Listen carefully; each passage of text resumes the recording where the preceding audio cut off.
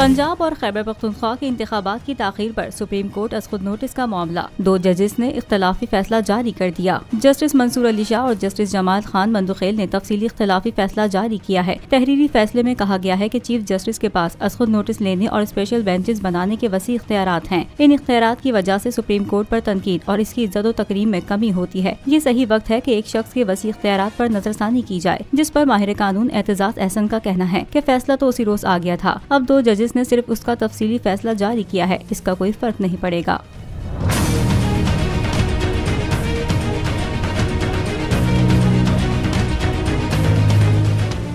तो नजर आ रहा है सामने लिखा हुआ है जुल्म मिटने के लिए 2 चीजों से मिटेगा भाई। एक अदल की कुर्सी पे जो लोग बैठते हैं ना, वो अदल के हिसाब से फैसले करने लगे। दूसरा कौम निकल खड़ी उस जुल्म के खिलाफ, तो जुल्म खत्म हो जाएगा। या इन दोनों में से कोई एक चीज हो जाए या दोनों हो जाए। अगर 420 का मुकदमा था, उस वक्त अदलिया में जो लोग बैठे हुए केस देख रहे थे, वो पूछते ना यार चीट हुआ कौन है। जब उनको दिखता कोई चीट नहीं हुआ, केस खत्म कर देते। तो जालिम जुल्म कर ही नहीं पाता। 9 जजेस ने नोट बिफोर किया मेरे केस को यार, 1.5 साल चला।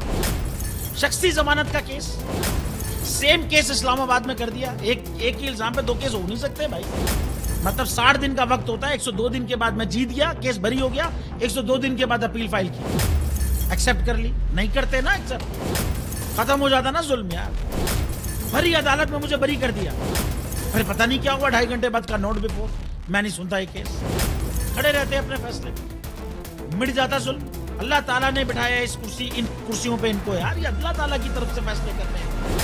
तो या तो ये फैसले आएंगे, जुल्म मिट जाएगा, या कौम खड़ी हो जाएगी जुल्म के खिलाफ।